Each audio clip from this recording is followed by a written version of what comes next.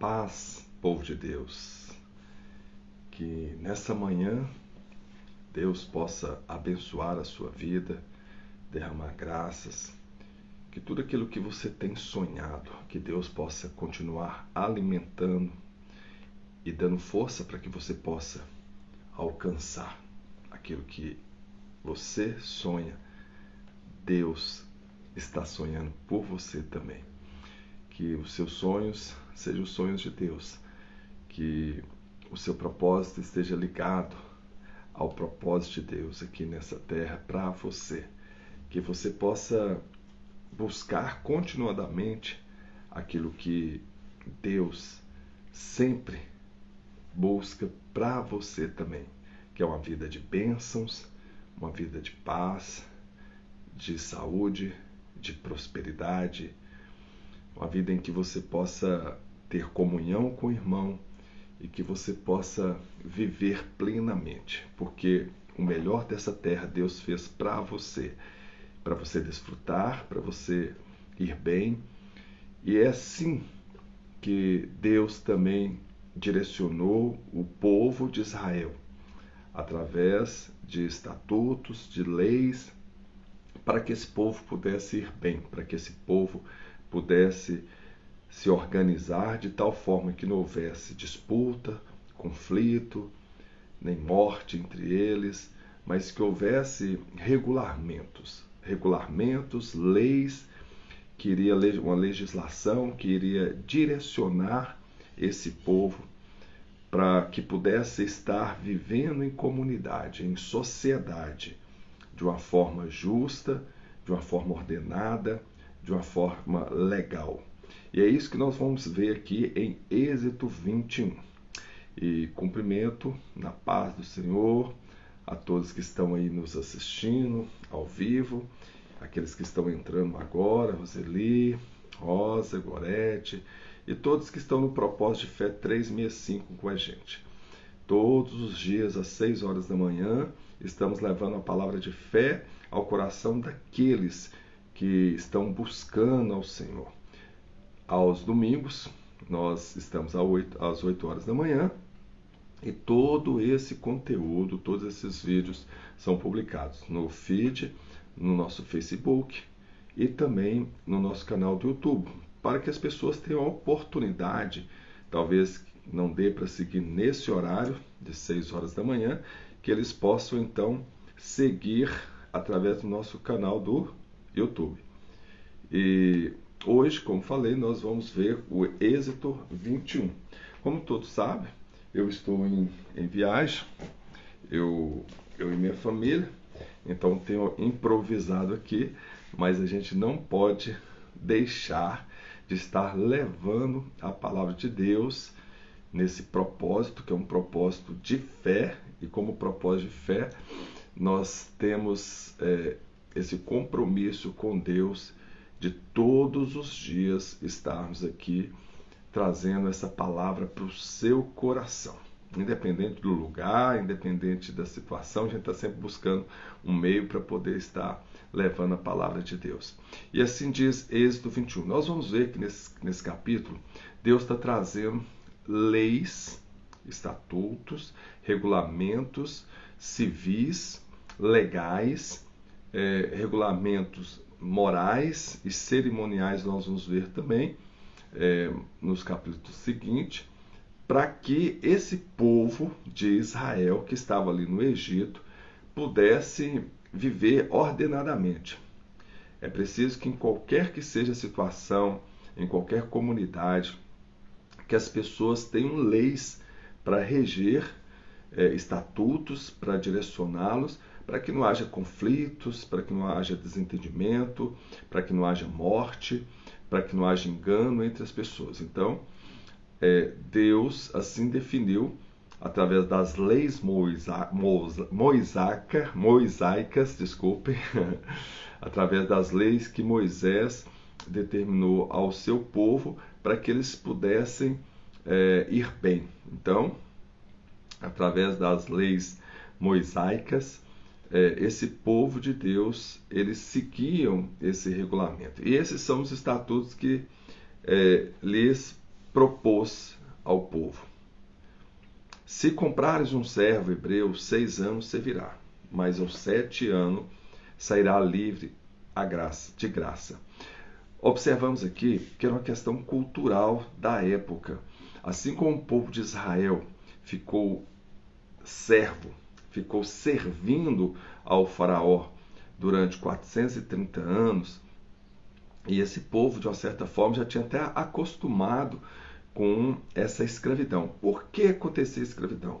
Geralmente, quando uma pessoa tinha uma dívida com a outra, se ela não tinha recurso para poder pagar essa dívida, essa pessoa poderia dar como pagamento os serviços durante 6 anos para essa pessoa a qual ela devia, ou se dar também para servo, para servir essa pessoa que passaria a ser seu senhor durante 6 anos, porém no 7º ano ela deveria sair livre. Então era uma forma de serviço. Lembra que Jacó, lá atrás, ele trabalhou durante 7 anos para poder pagar o dote da sua esposa, Raquel, só que o seu sogro, Labão, ele entregou Lia no lugar de Raquel, porque ela era mais velha, e depois Jacó teve que servir a Labão por mais 7 anos para que Raquel fosse esposa, para que ele pudesse receber Raquel como esposa. Então a lei mosaica, ela tinha esse objetivo, para que houvesse justiça. Se alguém devesse o outro e não tivesse condição de pagar, para que o outro não ficasse no prejuízo, essa pessoa deveria servi-lo em serviços determinados pelo seu senhor, para aquele que ele devia, por um período de 6 anos. E aqui nós vamos mostrar essas leis. É algo que foi determinado para que houvesse justiça no meio do povo. Então, é um costume. Então, essas pessoas serem dadas como servo durante um período de tempo, para que pudesse pagar aquela dívida. Então vamos lá para que vocês possam entender. Se comprares um servo hebreu, 6 anos servirá, mas ao 7º ano sairá livre de graça, sem ter que pagar mais nada, porque ele já pagou durante os 6 anos de serviço ao seu senhor. Se entrou só com seu corpo sairá. Se ele era homem casado, sua mulher sairá com ele. Aqui está falando, se o homem ele foi dado como servo, ou se ele se vendeu para pagar uma dívida e ficou como servo do seu senhor, se ele entrou só, ele sairá só. Porém, se ele entrar com sua mulher, casado, ele sairá juntamente com sua mulher. Se seu senhor lhe houver dado uma mulher e ela lhe houver dado filhos ou filhas, a mulher e seus filhos serão de seu senhor e ele sairá sozinho. Aqui está falando o seguinte: se durante o período de servidão esse servo casasse e sua esposa ter filhos, só o servo, aquela pessoa que estivesse servindo ao Senhor, sairia. Porém, a esposa e os filhos que ele tivesse durante aquele período de servidão seria do seu Senhor, para que pudesse estar servindo para sempre. E ele sairia sozinho.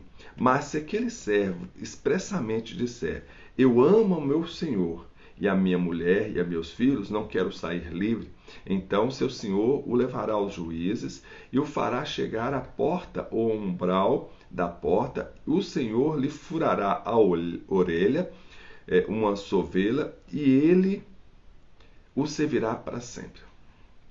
Vamos supor que o servo entrou para a casa do seu senhor para servi-lo e ali se casou e teve filhos, ou entrou com sua esposa e ali eles tiveram filhos. Então ele sairá sozinho após os 6 anos, no 7º ano ele será livre, porém sairá sozinho. Sua esposa e seus filhos que tiverem durante esse período ficará com o Senhor para servi-lo.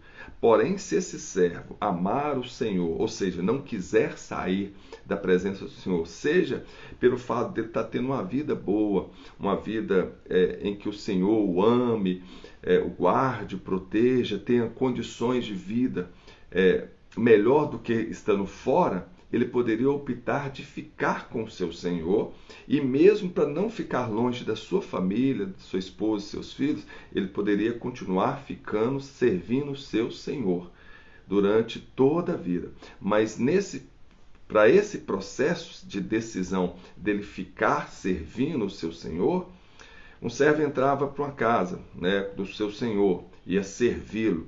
E seu senhor tratava muito bem a ele, a sua família, dava todas as condições de sobrevivência a esse servo e sua família.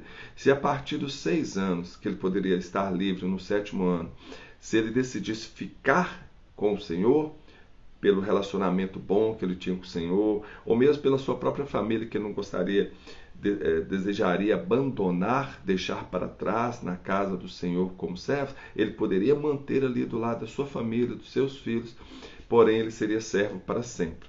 E para que isso pudesse ser legalizado, o seu senhor teria que levar diante de um juiz, ou então, quando fala assim, ou ao umbral da porta, debaixo de uma porta, para que o Senhor o furasse a orelha com a sua ovelha, com um brinco, e assim, tipo uma argola, né, que colocava na orelha, e assim era um sinal de escravidão. Hoje a gente vê muitas pessoas fazendo isso, né, colocando aqueles alargadores de orelha, mas ele tem um simbolismo de escravidão, viu? Porque era dado como escravo eterno, perpétuo, ao seu senhor, o servo, que tinha sua orelha furada. Era um sinal de aliança com seu senhor para sempre, de servidão para sempre, de escravidão mesmo para sempre. Porém, dentro das condições que Deus determinava, uma condição muito justa. Ele escolheu viver naquela condição de servo. Porque se ele já tivesse pagado a dívida durante os 6 anos, ele poderia sair livre, a não ser que ele não quisesse. E se um homem vender sua filha para serva, ela não sairá como saem os servos. Aqui está falando de uma pessoa que foi pagar uma dívida e deu a sua filha como dívida, para que ela pudesse pagar pela dívida desse pai. Aqui fala que ela não sairá como saem os servos. Se ela não agradar ao seu senhor, se ela não for uma pessoa que agradar ao Senhor, e ele não se desposar com ela, se ele não a pegar como esposa, fará que se resgate, não poderá vendê-la a um povo estranho, agindo deslealmente com ela. Ou seja, ele pegou aquela serva do pai, pegou a filha do pai, pegou como serva. Se ele não a desposá-la, ou seja, se ele não a desposar aquela serva, não pegar como esposa, ele não poderia vender para estrangeiro. Mas se a desposar com seu filho, fará com ela conforme os direitos das filhas. Então aqui, se não agradar ao seu senhor, aquela mulher, aquela filha do devedor, né, que entregou ao senhor, se ele não a desposar com ela, fará que se resgate. Ou seja, essa filha, né, que foi dada como serva, depois ela poderá ser resgatada, se caso o senhor não a pegar como esposa. Ele não poderá vender essa serva, ele não poderá vender a serva, se não a desposar. Ele terá que deixá-la para que outro possa resgatá-la. O próprio pai ou alguma pessoa que tivesse intenção de casar com ela poderia desposar com ela, ela seria livre nesse sentido. Mas se esse senhor pegasse essa filha e entregasse ao seu filho, ele teria que tratá-la como uma filha, nos mesmos direitos das filhas. Então ela seria como filha para ele. Então, mas se desposar com seu filho, fará com ela conforme o direito das filhas. Então pegou a serva, entregou ao seu filho e ele a desposou. Então esse senhor teria que tê-la como filha. E se lhe tomar outra não diminuirá o mantimento desta, nem o seu vestido, nem a sua obrigação marital. O que está falando aqui? Se esse senhor pegou a filha, né, do devedor, agora é serva, e ele a desposou, não entregou nem para o seu filho, mas ele a desposou, pegou ela como esposa.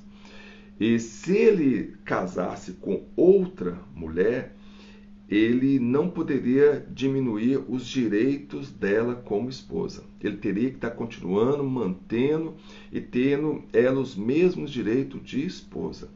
Não mais e nem menos do que a outra esposa que o Senhor pegou como esposa. Então, aqui fica muito claro os direitos da mulher que era serva e desposada. Ela teria que ter os mesmos direitos e o Senhor teria que ter as mesmas obrigações com ela que ele teria com a outra esposa. Se ele não fizer essas entre coisas, ela sairá de graça sem dar dinheiro. Ou seja, se o Senhor não manter os mesmos padrões de vida que ela tinha como esposa, após ter pegado outra esposa, pegado outra mulher como esposa, ele teria que libertá-la, sem ela ter que pagar nada. Ele assumiu uma serva como esposa.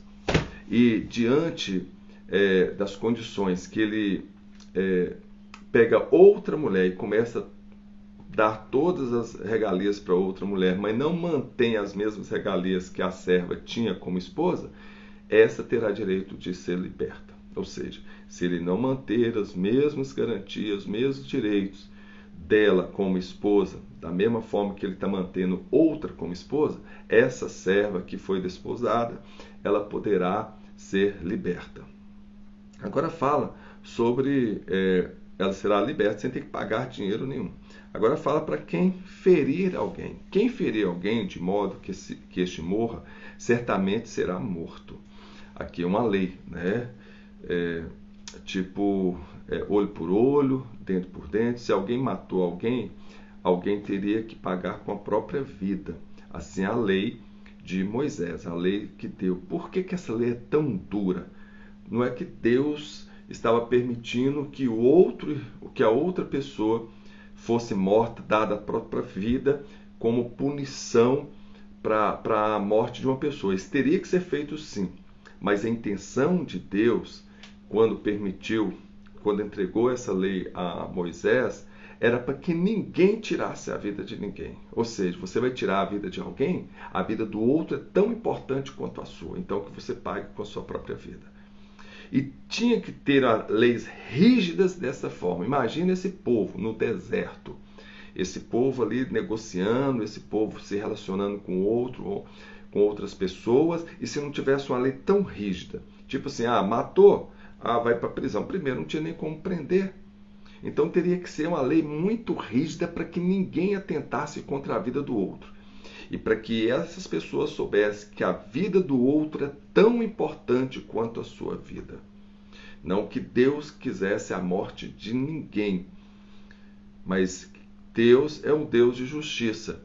E Deus criou essas leis, esses regulamentos, a lei de Moisés, para que esse povo pudesse seguir sem causar dano a ninguém, sem dar prejuízo ao irmão, sem gerar confusão dentro da comunidade, dentro da sociedade do povo de Deus, e que eles pudessem ter uma consciência de que a vida do outro era tão importante quanto a própria vida.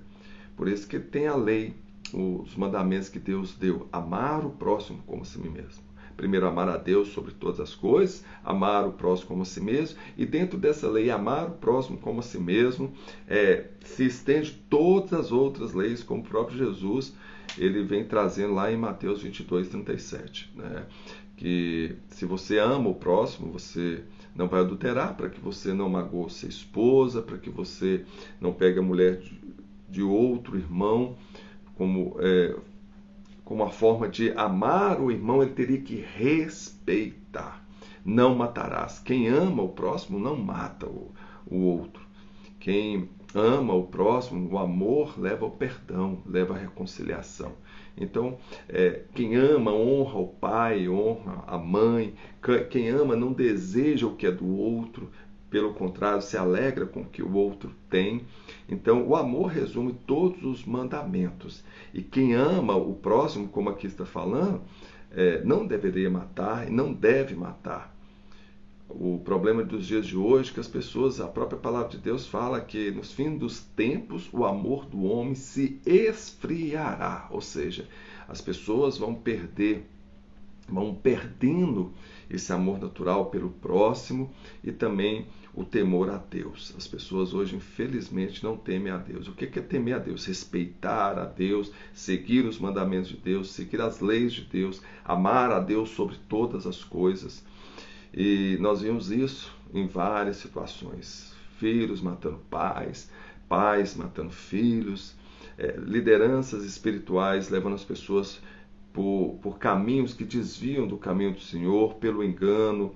Nós vemos pessoas prejudicando os outros, vemos políticos usando da miséria, da fome, das dificuldades do povo para poder conseguir aquilo que é de interesse pessoal, da sua própria vontade, do seu ego, do seu egoísmo.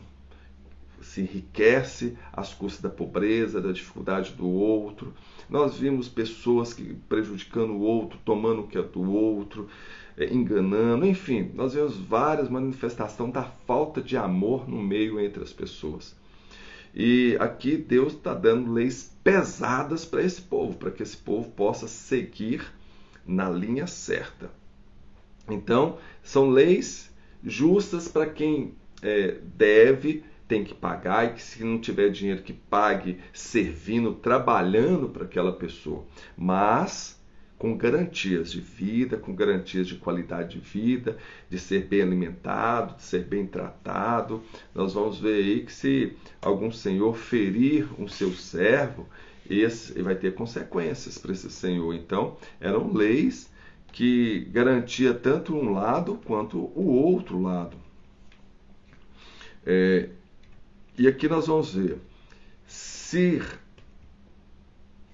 ele não fizer essas coisas, né, em relação à esposa, que nós estávamos vendo no último versículo, essa deverá sair de graça. Quem ferir alguém de modo que esse morra, também certamente morrerá. Então, ele teria que ser morto por ter matado o irmão, vida por vida, para que as pessoas entendessem o sentido da vida e não chegasse a esse extremo. Essa não era a vontade de Deus, que ninguém morresse, mas a vontade de Deus é vida, vida para todos nós.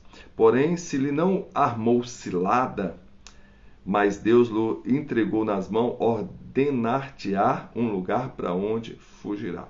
Aqui está falando o seguinte, vamos supor que uma pessoa começou um desentendimento com a outra, não foi algo premeditado, que não teve intenção de matar, houve um acidente.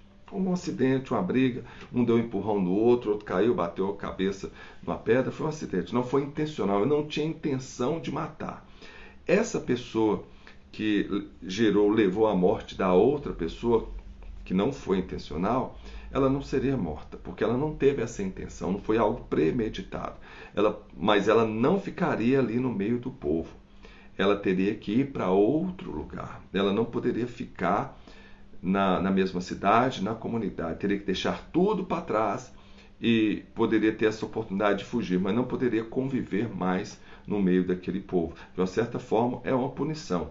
É como se houvesse hoje as cadeias, as pessoas que cometem um crime de morte vão para a cadeia, mas como eles não poderiam ter ali estrutura física para manter um povo preso, porque eles estavam em viagem em direção à terra prometida, eles estavam peregrinando por aquela terra até chegar a Canaã, estavam no deserto, andando em direção à terra prometida. Como fazer?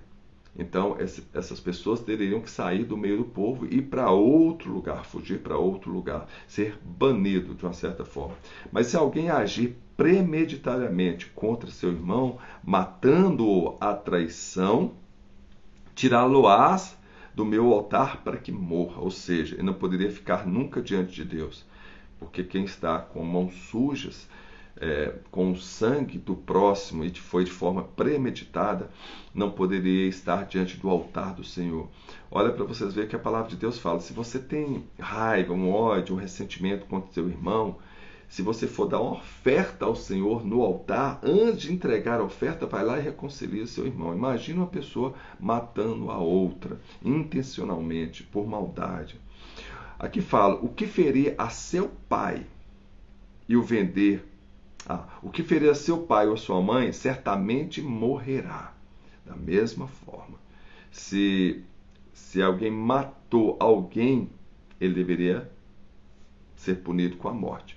Mas se ferir a seu pai ou sua mãe, apenas ferir, numa agressão, ferir o pai ou ferir a mãe, seria a desonra, a maior desonra para esse homem. Seria um dos maiores crimes. Observem que a palavra de Deus, o mandamento da lei de Deus, fala honrar pai e mãe. Honrar pai e mãe é como honrar a Deus. Então, se você ferisse o seu pai ou sua mãe pelas leis de Moisés, você deveria ser morto, não seria digno de estar nessa terra, não seria digno de estar diante do altar do Senhor, porque a palavra de Deus é muito clara: honrarás pai e mãe. Se você matasse uma pessoa, a punição seria a sua morte, para você entender o sentido da vida para Deus, que a vida era muito importante, porque cada um somos templo de Deus, do Deus Altíssimo. E a própria palavra de Deus fala, aquele que destruir esse templo será destruído. Imagina então tocar no seu pai, tocar na sua mãe, com a intenção de ferir. Essa pessoa também deveria entender o sentido de honrar o pai e a mãe, pagando com sua própria vida. E quem raptar o homem ou vender, ou for achado na sua mão, certamente será morto. O sequestro que nós vimos hoje. Ali, a lei de Moisés é muito clara. Se uma pessoa sequestrasse a outro com a intenção de exigir qualquer pagamento, ou mesmo para colocar essa pessoa como servo, sem que ela devesse nada, essa pessoa também deveria morrer. Tudo isso eu lembro para vocês que era a forma de trazer leis rígidas para que esse povo pudesse seguir de acordo com a vontade de Deus. Unidade, amor, organização, justiça, verdade. Então lembre-se sempre disso enquanto nós estivermos vendo as leis mosaicas para esse povo, né? A lei de Moisés. E quem raptar um homem e o vender, então, e se for achado em sua mão, certamente morrerá. E quem amaldiçoar o seu pai e sua mãe, gente, não só ferir, mas também amaldiçoar, alguém que falasse palavras pesadas contra seu pai e sua mãe. Observe o quanto que para Deus é importante a gente honrar pai e mãe. O quanto é importante a gente viver em santidade diante de Deus, honrando nossos pais e nossas mães. Tome cuidado, filho, com o que você fala para o seu pai. Quando você fala alguma coisa que magoa, que chateia o seu pai, você está magoando e chateando o coração de Deus. Porque eles são representantes de Deus aqui na terra. Foi dado a Deus para guardá-los, protegê-los, cuidar, orientar para o caminho da verdade, da justiça. Quando os pais assim não fazem, com certeza o juízo de Deus vai vir sobre a vida deles. Mas esse é o compromisso dos pais, dos pais em relação aos filhos. Então os filhos têm que ter um compromisso sempre de honrar os pais pela vida, pelos cuidados, pelo amor, sem falar palavras duras. Quantos filhos que amaldiçoam o pai? Quantos filhos falam coisas duras, pesadas para o pai? E que dói. É como se fosse uma facada. É como se ferisse de morte o pai. Tem palavras que são faladas ao pai, que o pai muitas vezes preferiria que o filho tivesse apunhalado ele, de tanto que dói. Mata, fere a alma de um pai e de uma mãe. Então, tome cuidado. Quando vocês falam algo, deixam sair no momento de grande emoção, de raiva, alguma coisa contra seus pais. Eles são bênçãos na sua vida e como bênção você tem que honrá-los e respeitá-los, amá-los. Essa é a vontade de Deus. Essa tem que ser um princípio cristão na vida de todo cristão. Honrar o seu pai, sua mãe, respeitá-lo. Agora vem falando, se dois homens pelejarem, ferindo um ao outro com pedra ou com punho, e se este não morrer, mas cair na cama, se ele tornar a levantar-se e andar fora sobre o seu bordão, então aquele que o feriu será absolvido. Somente lhe pagará o tempo que perder e o fará curar totalmente. O que está falando aqui? Duas pessoas brigaram. Aí um feriu o outro foi para a cama. Ficou ali 30 dias se recuperando da ferida.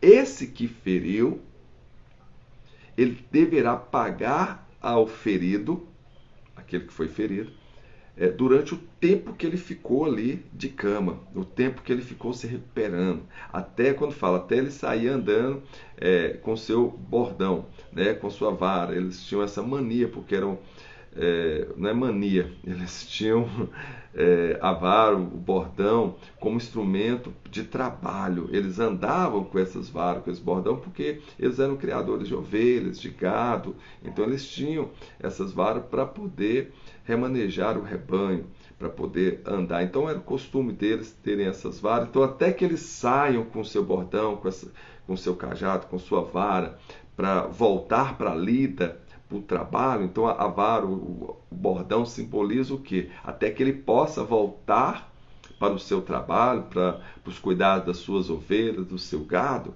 Você deverá pagar. Aquele que feriu deveria pagar o tempo que o homem ferido ficou de cama, até que ele se cure.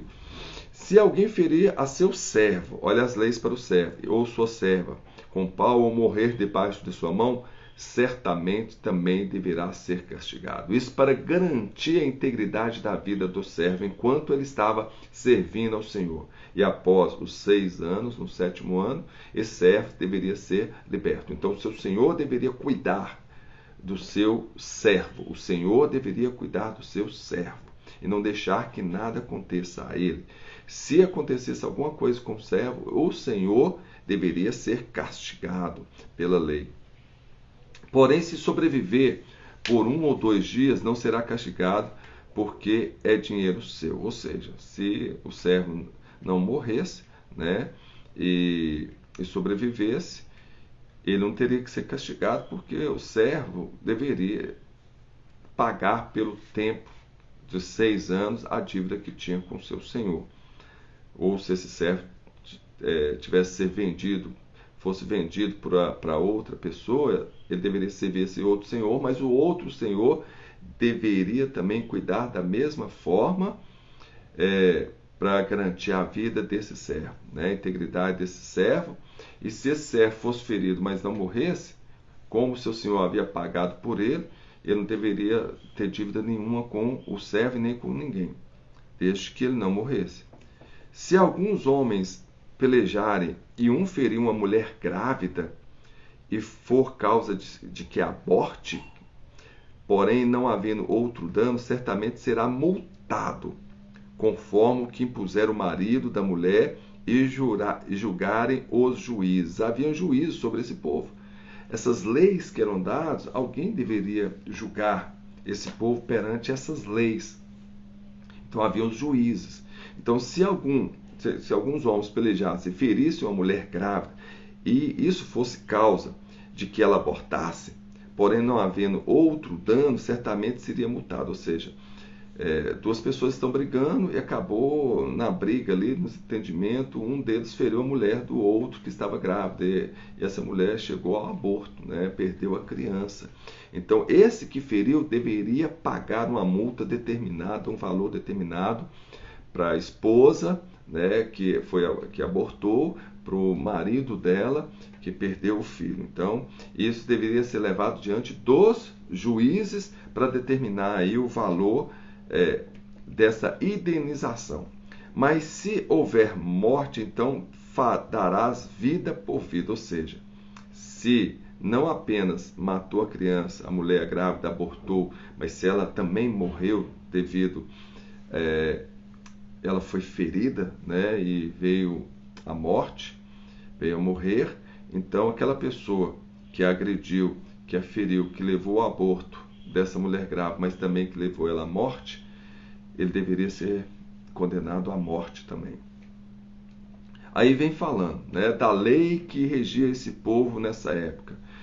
Se alguém ferir o olho de alguém, o olho do agressor também teria que ser ferido. Olha o que fala: olho por olho, dente por dente, mão por mão, pé por pé, queimadura por queimadura, ferida por ferida, golpe por golpe. Se alguém ferisse outra pessoa com a queimadura, ele deveria ser queimado também. Se alguém ferisse a mão de outra pessoa, ele deveria ter sua mão ferida também. Se alguém ferisse o pé de outra pessoa, ele deveria ter o seu pé ferido também. Ou seja, olho por olho, dente por dente. Se alguém quebrasse o dente de uma pessoa, ele deveria ter seu dente quebrado, para sentir na pele a dor do outro, para sentir na pele o que o outro estava sofrendo. Então, se você fez alguém sofrer, para que você tivesse entendimento da dor do outro, para que não viesse fazer o outro sofrer, ele era punido da mesma forma, para que as pessoas pudessem estar diante da sua comunidade agindo bem com bem e não mal com mal. Então, tudo depende de como nós interpretamos a lei. A lei, ela não veio para o mal das pessoas, mas veio para o bem das pessoas. Em que sentido? Mas como que se alguém ferir o outro teria que ferir? Isso é justo? É justo ferir alguém? Não é justo. Então é preciso que a pessoa que fira entenda a dor do outro, entenda o dano que causou ao outro, para que não venha causar. Então é para o bem, para que isso não venha a acontecer. Mas se acontecer, é preciso que ele sinta na pele o que ele causou, o dano que ele causou ao outro. Por isso, dessa lei tão rígida. E quando alguém ferir o olho do seu servo, agora fala do olho do servo, o olho da sua serva e o danificar, o deixará livre pelo seu olho. Entendeu? Então, se o servo foi ferido, por exemplo, no olho, ou teve algum outro dano, o Senhor acabou ferindo o seu servo, o Senhor deveria libertar o seu servo, porque causou um dano a seu servo. Ao mesmo exemplo vem: e se tirar o dente do seu servo ou o dente da sua serva, o deixará ir livre pelo dente. Ou seja, o Senhor feriu e furou o olho do servo, esse servo deveria ser liberto. Ele deveria ser liberto porque teve o seu olho ferido. Se quebrasse um dente do seu servo, esse deveria ser liberto porque o Senhor causou um dano ao seu servo, quebrando-lhe o dente. E se algum boi, agora vem dos animais, as leis aí queria reger em relação aos animais. Se um animal ferisse uma pessoa, vamos lá. E se algum boi escornear homem ou mulher? Escornear significa chifrar, né? E que morra, o boi será apedrejado certamente, e a sua carne não se comerá, mas o dono do boi será absolvido. Aqui vai vindo a lei para garantir que os animais de um determinado dono ferir uma pessoa. Só que foi um acidente, o boi estava lá no pasto e acabou ferindo a pessoa morreu. Esse dono será absolvido, porque ele não podia premeditar, não foi intencional dele que o seu boi matasse o homem ou a mulher a chifrada. Mas se esse dono soubesse que seu boi era um boi agressivo, um boi violento, que já tivesse esse tipo de costume, ele deveria manter esse boi preso, amarrado, para que não viesse ferir as pessoas. Porque se assim acontecesse, olha o que a lei fala. Mas se o boi dantes era escorneador e o seu dono foi conhecedor disso, tinha consciência disso e não o guardou, matando o homem ou a mulher, o boi será apedrejado e também o dono morrerá. Porque da mesma forma que ele deve morrer quando mata outra pessoa intencionalmente, se ele sabe que o seu animal é um animal violento e que ele já feriu outras pessoas, e esse animal coloca em risco a vida de outra pessoa, e ele não mantém seu animal guardado, amarrado, e esse animal matar uma outra pessoa, esse dono teria que ser punido com morte. Ele deveria também ser castigado com a sua própria vida, né? E aí vem, mas se o boi diante era escorneador e seu dono foi conhecedor disso e não os guardou, matando outro homem ou mulher, o boi será apedrejado e também o seu dono morrerá. Se lhe for imposto resgate, então dará por resgate da sua vida tudo quanto lhe for imposto. Ou seja, esse dono ainda teria o direito de pagar uma fiança à família da pessoa morta.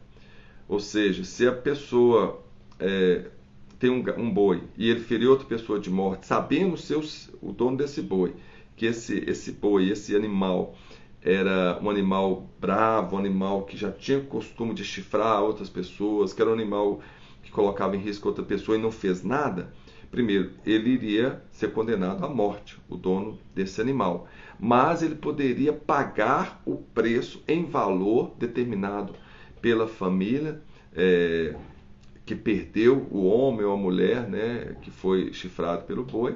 Ele poderia pagar uma fiança, né, para que ele pudesse não ser morto. E se lhe for imposto resgate, então dará por resgate da sua vida tudo quando lhe for imposto. Ou seja, o que a família do falecido exigir, o Senhor teria que pagar para que ele não morresse, né? Para que não viesse a pena de morte sobre ele. Quer tenha escorneado um filho, quer tenha escorneado uma filha, conforme a este estatuto lhe será feito. E se o boi escornear um servo ou uma serva, dar-se-á 30 ciclos de prata ao seu senhor, e o boi será apedrejado. Aqui fala o seguinte, o valor de um servo. O valor do servo tinha um valor de 30 ciclos de prata. Então ele deveria pagar a família daquele servo com 30 moedas de prata se o boi chifrasse um servo ou uma serva, né? Chifrasse, mas não morresse, apenas ferisse, que iria dar as 30 moedas de prata para que pudesse ser ressarcido aí. E se alguém abrir uma cova, ou se alguém cavar uma cova e não a cobrir, e ela cair um boi ou um jumento, o dono da cova pagará. Pagará em dinheiro ao seu dono, mas o animal morto será seu. Ou seja, uma pessoa abriu uma vala, abriu um poço ali, e caiu um boi, um animal, um jumento, o que acontece ali? Esse animal, né, morrendo, o dono daquele poço, daquele buraco, teria que indenizar o dono do animal. E se o boi de alguém ferir o boi de seu próximo e morrer, então se venderá o boi vivo e o dinheiro dele se repartirá igualmente e também repartirá entre si o boi morto. Ou seja, um animal feriu o outro de morte. Esse animal que feriu e matou o outro, ele deveria ser vendido para ressarcir o dono do animal morto. E a carne desse animal morto teria que ser repartida de forma igual entre ambos. Então, o boi que feriu teria que ser vendido para indenizar o boi morto. De forma igual, ficava o dono com a metade, o dono daquele boi que feriu com a metade do valor da venda desse boi, e o que perdeu o boi também com a metade do dinheiro. Porém, a carne do boi que foi ferido, que foi morto, teria que ser repartida. Mas se foi notório que aquele boi antes era escorneador e seu dono não guardou, certamente pagará boi por boi, porém, morto será o seu. Ou seja, se da mesma forma que o dono sabia que aquele boi era um boi violento e deixou ele solto e matou outro animal, um animal matou o outro, e sabendo o seu senhor, o dono do animal, que esse boi era escorneador, ou seja, que chifrava, tinha esse costume de chifrar, era muito bravo, agressivo, então ele não terá direito nenhum mais sobre o seu gado, sobre o seu animal. Ele deverá então vender esse animal e pagar o dono do animal morto, ferido pelo boi violento, né? Pelo boi agressor. E essas são as leis no capítulo 21 de Êxodo que Deus determinou a Moisés para que entregasse o seu povo e colocasse juízes sobre essa nação, para que não houvesse desordem, para que não houvesse injustiça, para que não houvesse nenhum prejuízo a outras pessoas. E para que essas pessoas, né, que viviam em comunidade pudessem respeitar o direito do outro, respeitar a vida do outro, respeitar os pais, continuar honrando os pais. Eram leis duras, mas eram leis justas diante da realidade que esse povo estava vivendo ali, num deserto, onde eles deveriam seguir os princípios, os estatutos, as leis, para que não viesse também punição. Hoje devemos observar que as leis que existem justamente para isso, para evitar que haja roubo, que haja morte, que haja prejuízo a outras pessoas. Infelizmente, nós sabemos que nossa justiça ainda está muito longe de ser justa, mas a justiça de Deus, não dos homens aqui na terra, mesmo essas leis dadas a Moisés, ao povo de Israel, para que eles pudessem ir bem, para que eu pudesse ter harmonia, paz no meio desse povo, para que houvesse justiça e verdade. Mesmo que a justiça do homem falhe aqui na terra, a justiça de Deus nunca falhará. Então é importante que a gente tem que atentar para isso. A maior punição diante de qualquer erro, de qualquer falha nossa, não é a nossa morte física, não é olho por olho, nem dente por dente, mas sim a nossa morte espiritual, que nós tenhamos medo da nossa morte espiritual. A própria palavra de Deus fala que a gente não tem que temer ao homem que fere e mata o outro, ferida de morte física, mas que nós devemos temer o pecado que nos mata espiritualmente. Nós devemos buscar estar na presença de Deus e buscar ser fiel a Deus para que a gente não morra espiritualmente, para que a gente tenha comunhão com Deus, que o seu coração esteja em Deus, que as leis de Deus, nós sabemos a maior lei de Deus é amar a Deus sobre todas as coisas, é amar o próximo como a si mesmo, esteja no seu coração, pregada no seu coração, que você possa seguir essa lei de Deus. É uma lei justa, é uma lei simples de seguir, é uma lei que depende apenas de perdão quando um irmão nos magoa, nos fere com palavras, de perdão, de devolver ao outro que é do outro, que se você lesou, se você deu algum prejuízo, vai lá, pede desculpa, pede perdão e devolva, se preciso for, em dobro, como a palavra de Deus fala, e que você mantenha apenas o amor no seu coração, porque quem ama o próximo nunca matará, nunca adulterará, nunca desonrará o seu pai e sua mãe, nunca desejará o que é do outro, sempre estará diante de Deus com as mãos limpas, não roubará o que é do outro, não comprará e não pagará, porque ele sabe que isso é roubo. Então, que nós possamos estar diante de Deus com o coração limpo, com as mãos limpas de qualquer que seja o produto de furto, de roubo ou de sangue do irmão em nossas mãos, que nós estejamos com nossas mãos limpas, com o nosso coração limpo e seguindo a maior lei de Deus, que é a lei do amor. Se nós seguirmos essa lei, tudo vai bem. Nós estaremos vivos espiritualmente diante do Senhor. Nós estaremos vivendo em harmonia, em comunhão com os irmãos. Essa é a maior lei que Deus nos deu.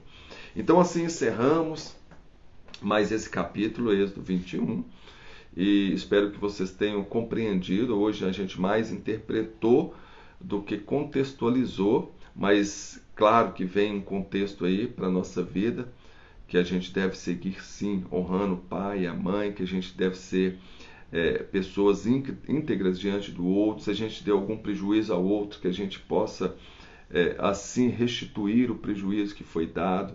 Se a gente intencionalmente feriu, que a gente tenha consciência que a gente tem que pagar sim pelo crime que a gente cometeu. Hoje as pessoas são condenadas à prisão, é uma forma de justiça, né? Se a gente deu algum prejuízo, que a gente indenize o outro sobre esse prejuízo, mas que acima de tudo, que a gente possa amar o próximo, que a gente possa respeitar os nossos pais, honrar os nossos pais e evitar essa morte espiritual. E a morte espiritual vem quando a gente desonra a Deus, quando a gente não teme a Deus, quando a gente não segue os seus mandamentos. E que nós possamos seguir o mandamento do amor. Amém? Ó Deus Pai, vamos orar então? Ó Deus Pai Todo-Poderoso, agradecemos, Pai, por essa mensagem, por esse capítulo, pelos seus ensinamentos. A mensagem traz para a gente algo de muito valor, Pai. Que nós possamos viver em sociedade, em comunidade, amando, respeitando o próximo, buscando uma forma justa de se relacionar com cada um. Que nós possamos, em comunidade, viver em harmonia e em paz, Senhor. Que nós possamos entender que o amor é o principal dos seus mandamentos. De que devemos amar, e quando amamos, nós cumprimos todos os mandamentos, que o Senhor, todos os seus estatutos, todas as suas leis. Nós não desrespeitamos o próximo, nós não prejudicamos o próximo, porque nós amamos, e quem ama, respeita, e quem ama quer o melhor, quer o bem para o outro, para o seu irmão. Que isso possa estar nos nossos corações, Senhor, que nós possamos a cada dia compreender que a lei maior é o amor, e que nós possamos praticar essa lei em nosso coração. Amar a Deus sobre todas as coisas e amar ao próximo como a si mesmo. Eu gostaria aqui de agradecer a todos que estão conosco todos os dias nesse propósito. Continue nesse propósito. Deus tem coisas extraordinárias para poder fazer na sua vida. E eu creio que essa semana ainda Deus vai entregar uma grande bênção em suas mãos. Deus tem propósito, e propósito de bem, não é propósito de morte, mas propósito de vida, de bênção sobre a sua vida. Receba, toma posse disso. Aquele que tomar posse, como a Gorete tomou no início da semana passada, e Deus entregou a bênção dela na sexta-feira até o final de semana, essa pessoa então receberá a bênção. A bênção está aí, é só você tomar posse dela. O que você tanto deseja.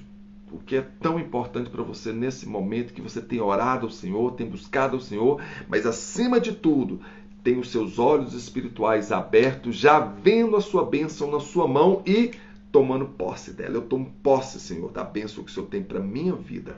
E assim seja, que essa semana seja uma semana abençoada. Estamos vivendo um período de carnaval, de festa. Eu vejo assim, não tem nada demais você brincar, você se festejar com seu filho, com sua família, mas com coração puro, com coração no Senhor, sem maldade, viu? Que você possa brincar, se alegrar com seus filhos, como eu tenho feito com os meus filhos, num período em que eles podem se divertir, mas nós brincamos de uma forma saudável. Eu danço com meus filhos, eu brinco com eles, eu estou com eles, com minha família, mas com o coração cheio de amor, com eles, com todos aqueles que estão ao meu redor, com minha família. Que assim seja a sua vida. Que nós possamos pautar a nossa vida pela lei maior, pela lei do amor. Abraço a todos, tenham um bom dia, até amanhã.